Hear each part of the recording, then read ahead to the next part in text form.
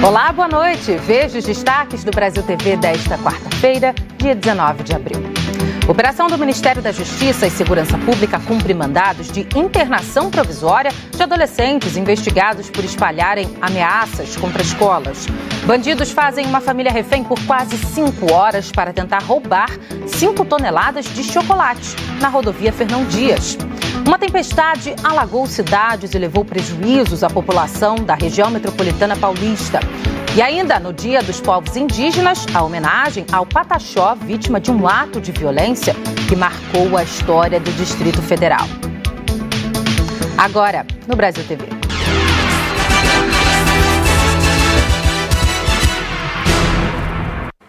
Uma operação do Ministério da Justiça e Segurança Pública cumpre 11 mandados de internação provisória de menores em 5 estados. Os adolescentes são investigados por espalharem ameaças contra escolas. O Jean Halp tem as informações de Florianópolis. Oi, Marcele. A Operação Escola Segura foi realizada simultaneamente aqui no estado, em Pernambuco, São Paulo, no Paraná e também no Rio de Janeiro. E foi capitaneada pela Polícia Civil de Santa Catarina, resultado de um trabalho conjunto das forças de segurança do Estado, incluindo aí o Ministério Público, a partir do monitoramento da internet. A polícia identificou o que chamou de 11 alvos, 10 adolescentes e uma criança, que estavam estimulando a prática de crimes. Todos foram apreendidos. Teve uma coletiva de imprensa na Diretoria de Inteligência da Polícia Civil, aqui de Santa Catarina, e promotores e delegados pediram tranquilidade, mas também pediram que os pais ficassem mais atentos e monitorassem o que os filhos fazem nas redes sociais, na internet. Vamos ver. As ações da DEIC, as ações das 31 delegacias regionais de polícia no âmbito do Estado não vão parar por aqui, né? Todos aqueles indivíduos que eventualmente continuarem, né, nesse âmbito de atuação podem e devem, né, ser responsabilizados. A nossa preocupação é principalmente, né, em oferecer à sociedade catarinense o retorno à tranquilidade, a segurança de que os órgãos de Estado estão vigilantes e principalmente atuantes no que tange à segurança das nossas crianças e adolescentes. Pais e a escola têm também a necessidade de verificar o aluno, de verificar o seu filho, a sua filha no ambiente doméstico e no ambiente escolar. Não temos mais como deixar essas crianças e esses adolescentes com um telefone ou com um computador sem um controle parental. É importantíssimo que a gente tome essas atitudes e a partir disso, obviamente, a gente consegue transmitir e restaurar a paz que a gente precisa no ambiente escolar. 4 suspeitos de ataques a uma cidade de Mato Grosso morreram numa troca de tiros com a polícia no estado do Tocantins. A operação para prender a quadrilha já dura 10 dias. O confronto foi próximo à cidade de Pium, a 130 quilômetros de Palmas. Segundo a polícia, pelo menos 4 criminosos morreram durante a troca de tiros. Outros 13 continuam foragidos. As buscas pelos assaltantes que atacaram um quartel da Polícia Militar e uma empresa de transporte de valores em Confresa, no interior do Mato Grosso, chegaram ao 10º dia. Policiais montaram barreiras nas cidades próximas e na rodovia que liga o Tocantins ao estado do Pará. O reforço também vem do alto, com 5 aeronaves enviadas pelos estados de Minas Gerais, Goiás e Mato Grosso. Nesse trecho entre os municípios de Pium e Marianópolis ocorreram vários confrontos nos últimos dias entre os criminosos e a polícia. Por isso, só é possível circular nas fazendas com escolta. Além dessas 2 cidades, o município de Araguacema também suspendeu aulas e o transporte para a zona rural. A produção agrícola foi afetada. Todo mundo isolado aqui. Ninguém sai para lugar nenhum. Como é que a gente vai viver aqui, sendo que a gente vive dos braços? Acabou que deixou a população toda com medo, né? Essa paralisação nossa foi uma forma de ajudar no trabalho das equipes para não ter todo aquele atraso, tá verificando o ônibus escolar e o ônibus transitando, trazendo aquela insegurança para os pais e para nós enquanto gestores. Em um dos locais de confronto, os policiais encontraram um arsenal abandonado pelos bandidos. Entre os itens estão armas que são de uso exclusivo das Forças Armadas e usadas em guerras, e outras com capacidade para derrubar aeronaves. Investigadores e peritos do Tocantins levaram parte do material apreendido para a cidade de Confresa. Até agora, 6 criminosos morreram em confrontos com a polícia e um foi preso. Continuamos a manutenção dos nossos pontos de bloqueio, né, no perímetro da operação, e estamos trabalhando aí com as incursões do nosso efetivo, seja no ambiente terrestre, tanto no nosso ambiente aquático com as embarcações, com o patrulhamento aéreo, para que a gente consiga aí manter esse cerco e resultar aí na prisão desses agressores no período mais breve possível. A Polícia Civil de Pernambuco prendeu 5 pessoas suspeitas de participar de roubo de carga. Com os bandidos foram apreendidos equipamentos de empresas de telefonia. Luna Markman traz outros detalhes para a gente. Olá, a primeira prisão foi no sábado. 2 pessoas foram flagradas num carro carregado com 510 placas furtadas, placas de telefonia e de internet. A segunda prisão foi ontem. A polícia encontrou 16 toneladas de placas furtadas da mesma operadora de telefonia num depósito clandestino no centro do Recife. 3 pessoas foram detidas. Essas pessoas vão responder por associação criminosa e também por receptação qualificada. A operadora de telefonia disse que furtos de placas acontecem em todo o Brasil e que aqui no Nordeste esse tipo de crime se intensificou desde junho do ano passado, causando prejuízo a mais de 1 milhão de clientes que ficaram temporariamente sem serviço de telefone e de internet. A polícia suspeita que os criminosos roubam as placas para revender os microcomponentes. Voltamos ao estúdio. Uma mulher foi vítima de injúria racial num supermercado de Imperatriz, no Maranhão. O segurança da loja revistou a mulher, alegando que ela estaria com iogurtes escondidos no carrinho de bebê, mas nada foi encontrado. O vídeo que circulou rapidamente nas redes sociais mostra as compras da Weslane espalhadas na portaria do supermercado.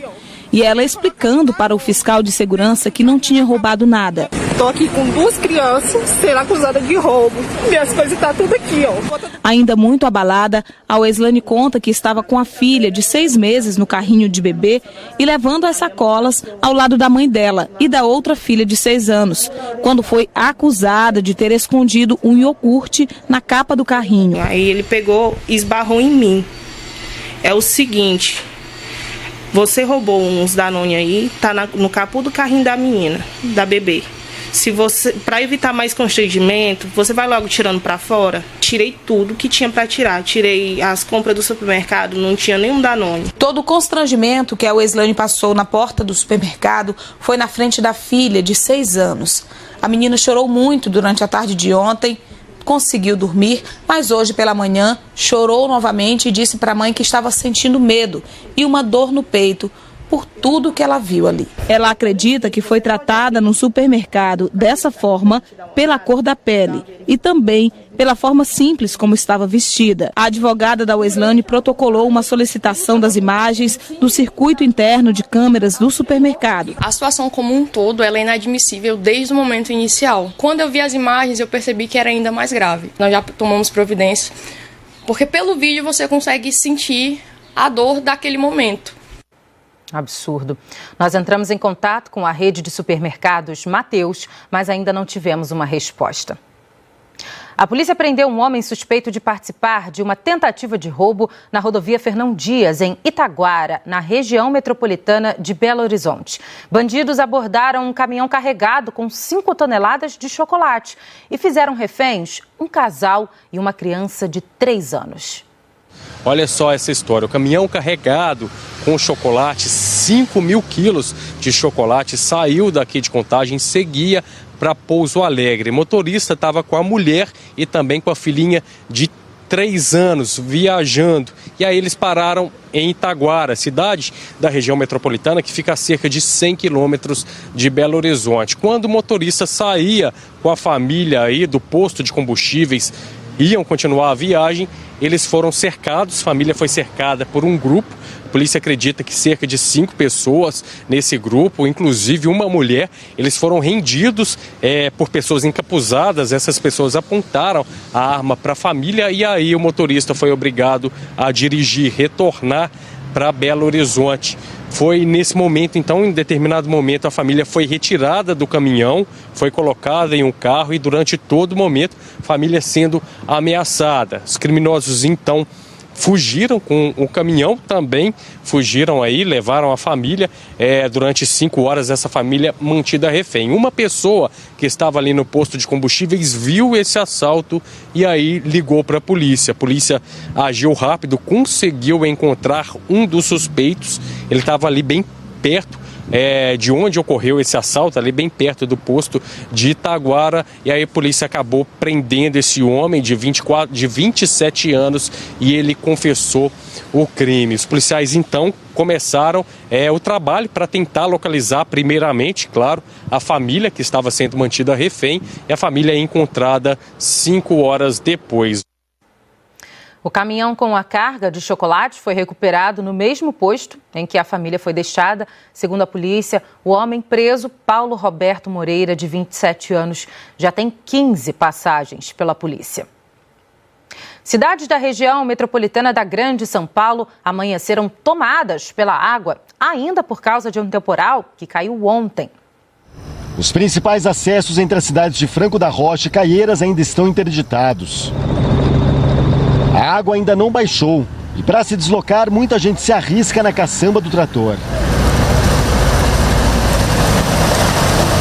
Também foi um trator que resgatou o motorista desta carreta, que ficou preso durante toda a madrugada na cabine do caminhão. A chuva forte que caiu ontem à noite na região central alagou o hospital, essa escola e o principal terminal de ônibus. Ninguém saía e nem entrava em Franco da Rocha. Muita gente ficou sem ter como voltar para casa depois de uma madrugada de trabalho. Pedi para o chefe sair mais cedo, mas chegou aqui, a gente encontra essa situação, né? Como é que a gente atravessa? Como é que chega para o outro lado? Não tem como pegar um ônibus porque não passa. A ponte está travada, não tem como a gente passar. Aí a gente fica esperando para quem tem que estar no serviço 10 horas da noite novamente mais tarde. É complicado. E para conseguir trabalhar, este coletor de lixo enfrentou a enchente com a água acima do peito. Tem que ter coragem, né, para passar numa água dessa. Riscamos aí, né, a gente tem compromisso para trabalhar, tem que bater o ponto, né. Segundo a Prefeitura de Franco da Rocha, 2 piscinões estão em construção na bacia do rio que corta a cidade para diminuir o impacto das chuvas. Também informou que iniciou a limpeza e desobstrução das vias assim que o nível da água diminuiu. Enquanto isso, a população que ainda nem se recuperou da última enchente enfrenta novamente o mesmo problema. A gente não se recuperamos ainda desde a última vez, de fevereiro do ano passado. Estamos pagando os móveis, né, amor? Tá sendo difícil. Não se recuperamos ainda mesmo, de verdade, da última vez. Hoje ainda consegui me prevenir com algumas coisas, levantar algumas coisas, mas da última vez eu perdi tudo. No Maranhão, a chuva provocou a queda de um muro sobre um casarão histórico. 3 famílias que moravam no local tiveram que sair. Mas um casarão não resistiu ao descaso. Desta vez, foi este imóvel com fachada em azulejos portugueses. Ele desabou parcialmente na madrugada de ontem. O local já estava abandonado havia vários anos. Parte da parede desmoronou e atingiu o casarão ao lado, que era habitado. Por sorte, ninguém se feriu. Eles serão encaminhados para o aluguel social. O proprietário é um italiano que foi localizado em 2019 e já citado num processo que pede a reintegração de posse.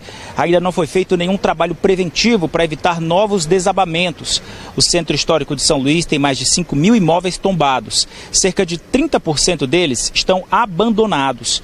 O problema é que muitos são de estrangeiros que não são localizados para fazer a manutenção. Um problema que vem se agravando por conta das fortes chuvas, principalmente neste mês de abril.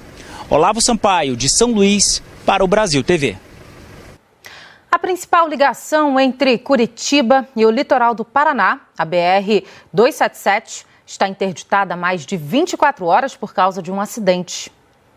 Durante o dia, o congestionamento passou de 30 quilômetros no sentido da BR-277, que liga Curitiba ao litoral paranaense. O ponto final da fila de caminhões e veículos se aproximou da área urbana de Curitiba. Por isso, a Polícia Rodoviária Federal fez uma operação para tentar aliviar o congestionamento.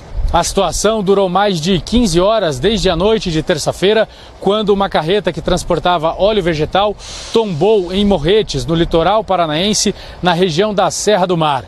De acordo com a Polícia Rodoviária Federal, o motorista do caminhão foi o único ferido e foi levado para o hospital. Parte da carga de óleo vegetal, aproximadamente 40 mil litros, segundo a PRF, podem ter vazado sobre a pista. Isso deixou a situação na rodovia perigosa ao longo de toda a manhã e começo da tarde da quarta-feira. Também pela manhã, equipes dos bombeiros e do DENIT foram de Curitiba até o local do acidente. Além disso, de acordo com a PRF, também trabalham no local a Defesa Civil e a Autoridade Portuária de Paranaguá, tentando limpar a pista e fazer a liberação do trânsito. Até o fim da tarde, a pista permanecia interditada. A seguir, a festa na cidade de Santo Expedito, em São Paulo. Oi, Marcele. Hoje é dia de Santo Expedito. Ele é considerado pelos católicos o santo das causas urgentes. Daqui a pouco eu conto como foi o dia de celebrações aqui na cidade que leva o nome do santo. É já aqui no Brasil TV.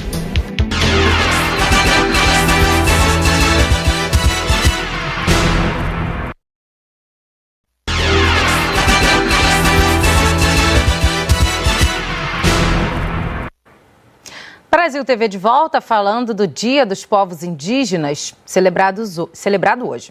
A gente conta histórias de pessoas que fazem sucesso pelo Brasil e em outros países, sem esquecer as raízes nas aldeias.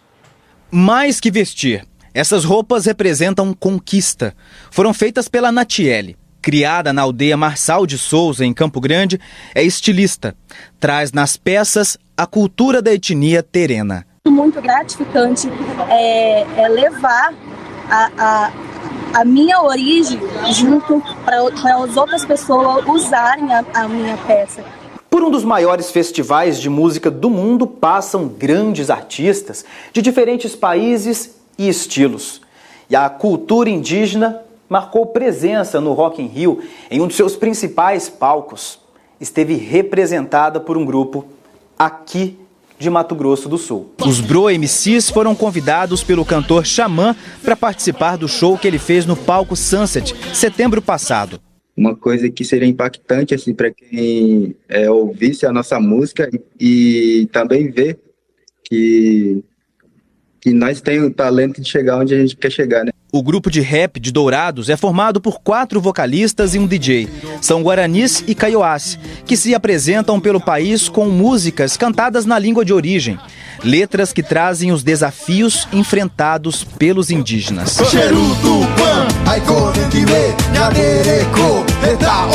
A nossa música ele fala sobre o cotidiano da nossa comunidade, né, do povo indígena Guarani e Kaiowá.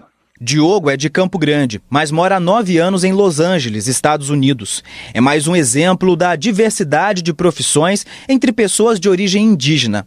De etnia terena, investiu na carreira de ator. Recentemente deu um passo importante. Aqui em Los Angeles é assim, a gente tem um trabalho muito intenso de testes, né? Sempre. E eu comecei o ano já fazendo vários testes para comercial, filme, TV shows, né? E eu já comecei buscando um trabalho, né, numa série. Então, é a minha primeira participação com fala, assim, sabe? Então, é uma realização. Trabalho que, para o Diogo, vai além de conquista pessoal. Significa representatividade. A gente tem bastante oportunidade agora pelo que nós somos, né? Latinos, né, brasileiros, estrangeiros e indígenas. É emocionante, é um orgulho que eu tenho. E é um sentimento bom. Amanhã faz 26 anos do assassinato do indígena Pataxó Galdino Jesus dos Santos. Ele dormia numa parada de ônibus em Brasília quando foi queimado vivo por 5 jovens de classe média em 20 de abril de 1997. Um crime bárbaro que marcou a capital federal. Hoje, no Dia dos Povos Indígenas, a praça onde tudo aconteceu mudou de nome. A Luísa Doyle conta pra gente. Tem a Praça do Compromisso, que tinha esse nome pelo compromisso de não esquecermos dessa tragédia que aconteceu aqui, mudam de nome agora para Praça Índio Pataxó Galdino Jesus dos Santos. A gente lembra, né? Hoje, 19 de abril, Dia dos Povos Originários, dos Povos Indígenas. Há 26 anos, amanhã, foi morto aqui nessa praça, naquela parada de ônibus, o índio Pataxó Galdino Jesus dos Santos. Ele tinha vindo aqui para Brasília justamente por causa dessa data, participou de cerimônias no dia 19 de abril, inclusive com o presidente Fernando Henrique Cardoso, então presidente da República, na FUNAI. Ele pedia demarcação de terras indígenas lá na Bahia, de onde ele vinha. E aí, por causa dessas comemorações, ele chegou tarde. A pensão em que ele estava hospedado aqui na W3 Sul, a pensão estava fechada, então ele foi dormir na parada de ônibus. Foi aí que 5 jovens de classe média alta passaram por aqui e resolveram atear fogo nele. Saíram, compraram combustível, voltaram e atearam fogo. Ele ficou muito queimado, muito machucado e morreu horas depois. Esses jovens, Max Rogério Alves, Antônio Noveli Villanova, Tomás Oliveira de Almeida, Heron Chaves Oliveira, jovens na época, né? E Gutenberg Narder Almeida Júnior, que era inclusive menor de idade, foram pegos logo em seguida. No julgamento, eles disseram que queriam, abre aspas, dar um susto, fazer uma brincadeira. E por isso atearam fogo no indígena, achando que se tratava de uma pessoa em situação de rua. Eles foram condenados no julgamento em 2001, né? O menor de idade foi 3 anos, né, que é o máximo que o menor pega. Os outros foram condenados por crime hediondo, homicídio doloso, a 14 anos de prisão em regime integralmente fechado, mas em 2004 foi concedida a liberdade provisória. Todos passaram em concursos públicos e hoje trabalham em diferentes órgãos, como o Detran, Secretaria de Saúde, Polícia Rodoviária Federal.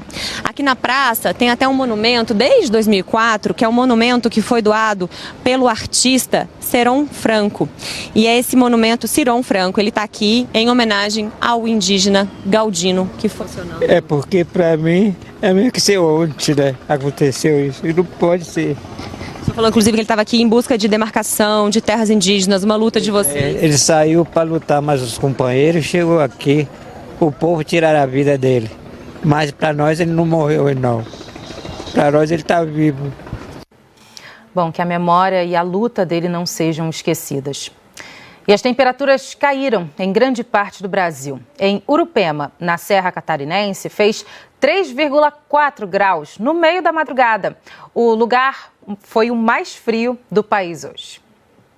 Oi, Marcele, vamos que vamos, né? Encarar esse frio que já começou aqui na Serra Catarinense, viu? Inclusive aqui em Urupema, a cidade mais fria do Brasil.